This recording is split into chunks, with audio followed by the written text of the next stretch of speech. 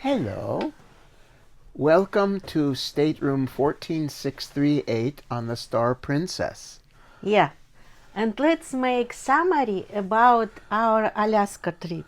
Okay. So we started with a flight from San Francisco to Seattle and Ubered over to the cruise ship. And first it was your idea to go to Alaska because it was Yes, your correct. yeah. Alaska was like always on my bucket list of Yeah. things I wanted to go do and go see before like all the glaciers and everything disappeared. Because I was born in Siberia and not much interested, but Correct. I open a lot of new things for me, and it's amazing anyway Absolutely. to see it. Yep.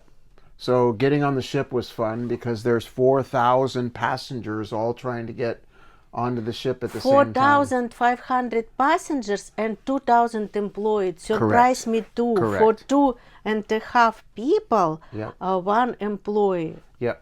Exactly. So we've eventually found our stateroom and you're kind of seeing it right now. It's absolutely beautiful, nice space, balcony, great view. And as it turns out, we were one floor away from a lounge that we can access anytime we want to. It's open 24 hours a day.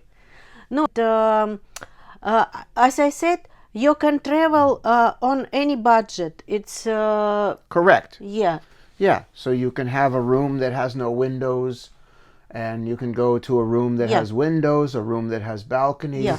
or a room that's bigger, including they have suites on the ship too. Even we were talking with employee and they got contract for a while and we traveling. One employee from October traveling already Yes, here. yes. Our sort of steward for our room said Yeah. he's been on this boat. This boat is actually a brand new boat. The Star Princess was christened in October, and our steward said that he's been on the boat since it was christened in October. And it is huge corporation.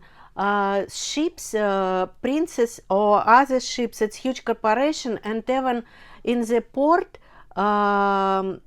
city, they own all gift shop and Correct. In Ketchikan, we were told by tour someone. company. Yeah, saying it's not just Princess, but it's all the cruise companies Yes. all share in ownership of all the gift shops Yeah. at the locations Yeah. when you stop. You're right.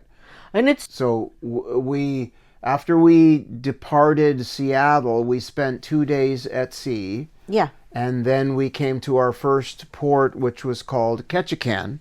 And in Ketchikan, I before the cruise looked I didn't want to book the excursions through the cruise line because I've heard they mark up the prices. So I booked it through an independent company that I've used before called Viator in the past. And so in one city, I don't know, it was Ketchikan, they said it's just one independent company left. Yes, yes. So we in Ketchikan, and when I looked, I saw that there was one of the excursions was going out on the water on small Zodiac boats that can only hold 4 people. And Yeah. so I booked that, and we joined that tour group after we got off the ship, and they came out, and it wasn't a full tour, so Ina and I got our own boat. So I was captain and drove the boat, and Ina was first And officer. for me was surprised this girl who was Sarah, Sarah, who was hold this tour tour, guide, tour guide. tour girl, tour guide. tour guide. She was born there and she still live there, but it is small town. It's nothing interesting there, and for me it's boring. But I think people who was born there, they have special vibe and special like wild You're right. spirit. Because I was born in Marin County, and I've never left my entire life. In fact, I'm third generation Marin County, so it's like No, it is I understand, but people hard don't. condition to live I there understand, anyway. but it's yeah. when you're born in a place, you become accustomed to it, and you never want to leave.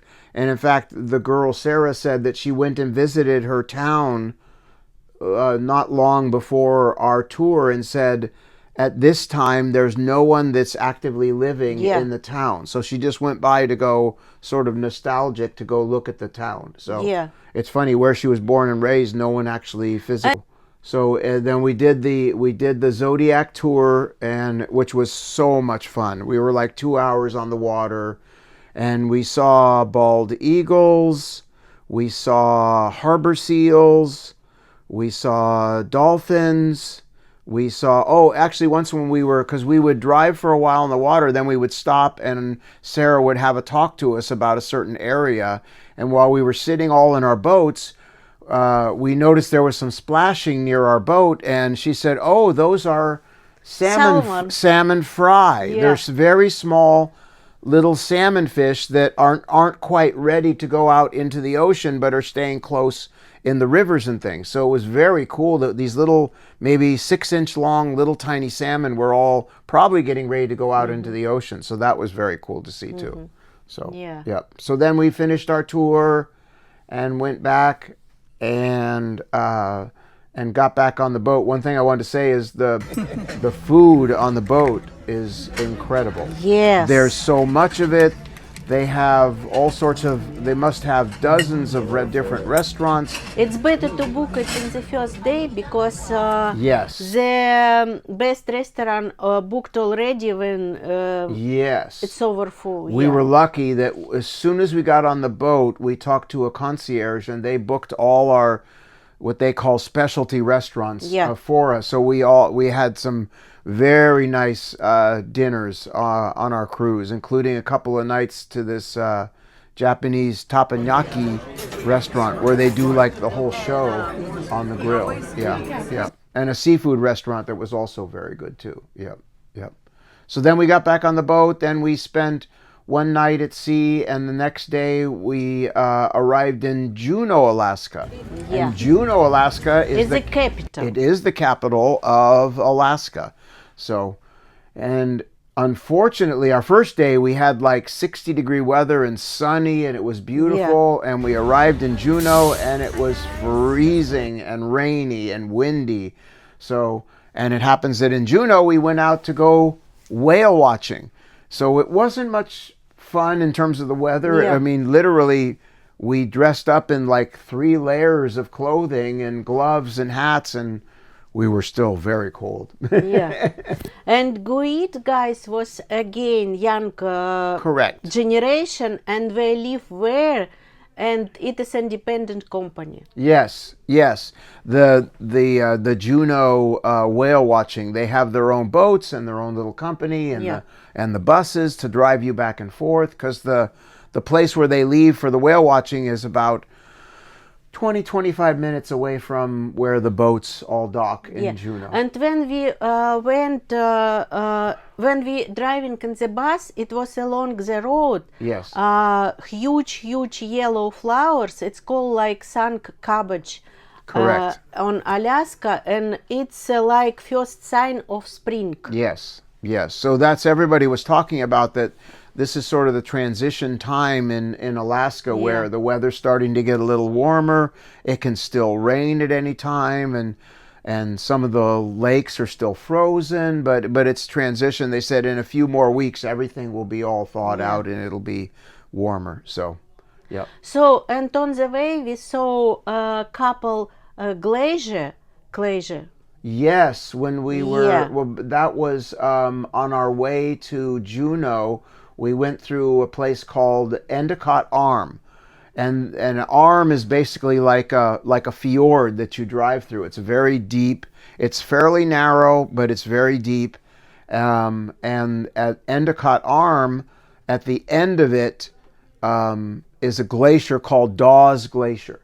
And it was small piece of iceberg, like part of glacier and body ocean. Yes, so as we And were coming up the The Endicott color Arm, was amazing. yeah, so when we were coming up, all of a sudden, as we were looking out the windows, there's big, not, maybe it's the size of like some size of cars, some the size of small house, Yeah. but big pieces of ice. And I noticed that some of the ice was white Yeah. and some of the ice was blue. And Yeah. so I was like, that's curious. So since Yeah. we have internet on the boat, I looked Some it like up. emerald and some Yes, and like so they yeah. did. They said the blue ice is more dense, so it's very been packed together very tight, whereas the white ice is more loose. Yeah. So yeah, It's that interesting. was very And interesting. probably in 10 years ago we will not see it anymore. In 10 more years, you're Yeah. right. You're right. So some of these glaciers are already starting to disappear. Yeah. Yep, I agree. And we were not lucky. We didn't see bear and moose. No bear, no moose. No bear, no No moose. moose. Yeah. But we saw, as we were going up through Endicott Arm, we did see, there was a couple of times we saw a whale. And then We saw eagle. we saw eagle too, correct. We We saw lots of eagles, yeah. on the boat we approached to Eagle Island, Yes, and it was nest with eagle. yes, that was on, Yeah. but that was on the Ketchikan tour. Yeah. Winnicotchkan tour. Yeah. But in Juneau, when we did the whale watching, the weather was not very good, but we did see probably 3 or 4 whales. They were pretty far away, but the one thing that we found out later was pretty rare on these tours. We must have seen at least, and they 10 or 15 times killer whales, orcas. Yeah. And they said it's very rare to see them on this, but they guessed that it was one of them was identified by one of the people on the boat saying this is a known pod of killer whales, and a pod is just a group of killer whales. Yeah. And I don't know how many are in this pod, but we did see, we had many sightings of killer whales during that. Yeah, we were talking with woman, and she showed a picture to us north lighting. She saw north light. Yes, the northern lights. And we tried to catch it, but we didn't see it. But today, in the night, it was a very white line Yes. from cloud and dark Yeah. sky. When the northern lights are only seen the farthest northern parts of Alaska, so we didn't expect to see them in Ketchikan or Juneau. But the next town we went to, Skagway, we were hoping to see them there. The problem was that there was lots of clouds. It wasn't really. It was raining on and off, but when we wanted to see it on the night we were in Skagway, we didn't see anything. We saw a rainbow yesterday. Yeah, we saw a rainbow yesterday. Yeah. We did. So after Juneau, we got back on the boat and we continued on to the last city where we went to, which was called Skagway. Skagway. It's just 1,500 people Correct. live there. Correct. Yeah. But in the summertime, Yeah. many more. And when we were there were 4 cruise ships. So there was the 4 cruise ships alone probably brought in at least 10 or 12,000 people into a Yeah. city. So, and basically the city is almost entirely restaurants and gift shops. And it is old city and has no fire there. Some Alaska areas has fire and they destroyed everything. Yep. But this city has no fire and they have old building. For example, one building, it was from 1914. And there were in downtown. Yeah, there were some that were there actually there during gold rush times too. Yeah, in the 1800s, Yeah, in late yeah. 1800s too. Yeah. So in Skagway, we booked a tour that took us first driving around the town of Skagway. So the tour guide, his name was Patrick, very good tour guide, told us about the city and about the history of Skagway, and then we drove out on it's partially on the Alaska Highway, and then it turns into, because we crossed the border from Canada. from Alaska and the U.S. over into Canada, so we did actually have to bring our passports because we went through passport control in Canada, and then we were in It was so formal. Yes. He just came in the bus, just ask show passport. Yep. And nothing else. and on your way. Yeah. And then we drove up into the, after we crossed the Canadian border, we went up into what's called Yukon. Yeah. Yeah, and it was absolutely beautiful. It was like the snow was still, there was a lot Yeah. of snow, and many of the lakes were frozen over. And we stopped at many different stops. The one I remember was Yeah. Tuski Lake. Ah, yeah. Tuski Lake. And so we actually drove down to the lakeside, and the beach was made up of rocks. So it was kind of funny. Everybody got down, and of course, it's something you do when you're kids is you take rocks and you skip them on the water. See, and we did it too. You did it too in Yeah, Russia. Yes, yeah. all kids do that. It's international. It is. And you have to game. find a rock that's thin and flat on the bottom because it will skip more. I think I made one skip like 5 or 6 times. Yeah. But it was hard to find flat rocks there. There were mainly, like pieces of granite and pieces of rock like that. But suspension bridge. Suspension bridge. Yes. Oh, that's right. From on our, well, that was farther along. We're not there yet. We're not there yet. We're just, when we crossed into Canada, we had to go farther before we got to the But suspension lake was bridge. on the back way already. Yeah, but we can It's add okay. that in. Yeah. So another stop we did in Yukon is they have this location where they've built a walking suspension bridge over one of the larger rivers. So you're up around, what, maybe 75 feet above the water? Yeah. And the bridge is maybe like 4 or 5 feet wide, enough for like people to walk in both directions. And of course it moves when you're going, but the bridge is probably like maybe 50 yards, 75 yards long across the river, like 150 feet. Yeah. And then so you go through a little section and see what life was like. They have like a little like mini museum. It shows you what life was like in the Yukon during gold rush times and things. And then you walk across the bridge, and then they have a little mock-up of a tiny little cabin where people may have lived in, and it was just very interesting. Yeah. What else? So then we continued on, and we probably went about 50 miles away from Skagway. Yeah. We went a far amount. It was 3 or 4 hours. Yes, it was a 4-hour excursion, very long on the bus. And then once we got to as far as he was supposed to take us, which was, to the official sign of the Yukon. So there was one sign that was saying you're entering British Columbia, and then the other sign says you're entering Yukon. And of course, it's very interesting spirit, wild spirit everywhere, because it's no human sign anywhere. And our guide said they have hiking sometimes there, but I can imagine hiking there because it's so danger. It could be. Yeah, he told us that Yeah. back in the gold rush times, people had to hike over this like 15-mile mountain to get to Yeah. some of the lakes, and then they would, and Canada law said you had to bring in like months and months of food and supplies with you, so they had to carry it over on horseback, and they said the problem with that was that the nickname of the trail was like Dead Horse Trail, Yeah. because so many horses died on the trip. And then when they got into Canada, then they would have to build their own like rafts or boats, and then take all their equipment and food and supplies to where the gold is. Very Yeah. hard life. So right around, then they built a railroad Yeah. to get to. They would still have to climb.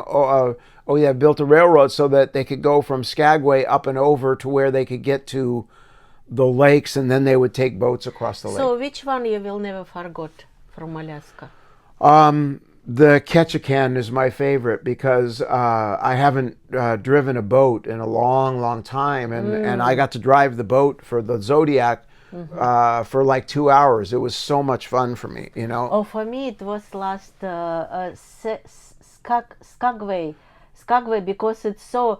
I read about Robinson Crusoe Island in Pacific Ocean. It's just 700 people live there, and I thought it's so amazing to saw it. And it is finally, we saw a small city with 1,500 people only. It's so amazing. Yep. And it's amazing what they have communication.